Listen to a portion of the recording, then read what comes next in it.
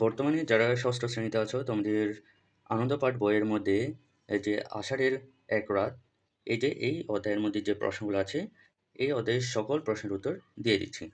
দেখো তোমাদের বইয়ের আনন্দপাঠ বইয়ের 18 পৃষ্ঠার মধ্যে যাও। 18 পৃষ্ঠার মধ্যে প্রশ্ন দেওয়া আছে। প্রথমে দেওয়া আছে তোমাদের এই যে আহ, শব্দের অর্থ। অবশ্যই শব্দের অর্থ তোমরা নিজেরাই মুখস্থ করে ফেলবা, কারণ এখানে বইয়ের মধ্যেও দেওয়া আছে, তোমরা বই খুললে কিন্তু এই শব্দের অর্থগুলো পাবা। তো দেখো তোমাদের বইয়ের এই যে 18 পৃষ্ঠার নিচের দিকে যাও। নিচের দিকে বর্ণনামূলক প্রশ্ন দেওয়া আছে। এখানে 1 এবং 2, 1 এর মধ্যে 2টা প্রশ্ন দেওয়া আছে ক এবং খ, 2 এর মধ্যেও 2টা প্রশ্ন দেওয়া আছে ক এবং খ। এই টোটাল 4টা, এই 4টা প্রশ্নের উত্তর আমি দিয়ে দিচ্ছি।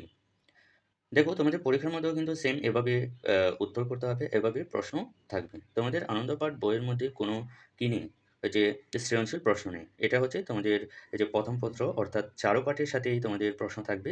তো দেখো এই 4টা প্রশ্নের উত্তর আমি দিয়ে দিচ্ছি। দেখো প্রশ্নের উত্তর, এই যে বর্ণনামূলক প্রশ্ন, এটা হচ্ছে 1। তো 1 এর মধ্যে তোমাদের কতে কি বলা আছে দেখো, মাছ এসে তোকে ডেকে তুলবে, সাজে কেন এই উক্তিটি করেছিল। তাহলে এটার উত্তর আমি নিচের দিকে দিয়ে দিচ্ছি এই যে।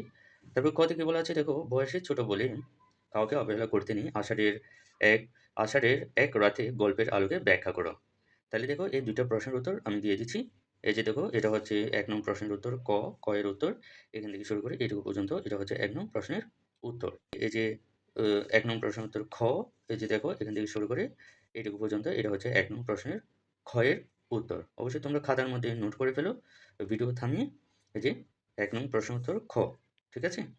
তারপরে দেখো তোমাদের বইয়ের যে 2 নং প্রশ্ন আছে, 2 নং প্রশ্নের মধ্যে কি বলা আছে দেখো, এই যে পানিতে বড়শি ফেলার পর আবর কেন ভয় হচ্ছিল।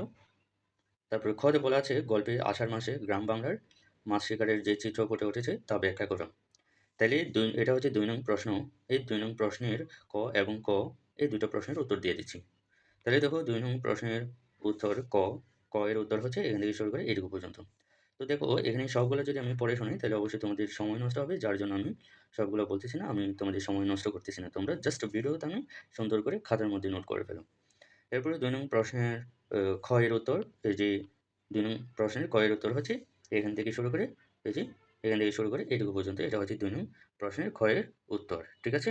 তাহলে অবশ্যই তোমরা ভিডিওতে আমি সুন্দর করে খাতার মধ্যে নোট করে ফেলো, যাতে তোমাদের সময় নষ্ট না হয়। তো দেখো আমি পরপর কিন্তু প্রত্যেকটা অধ্যায়ের ভিডিও দিয়ে দিব।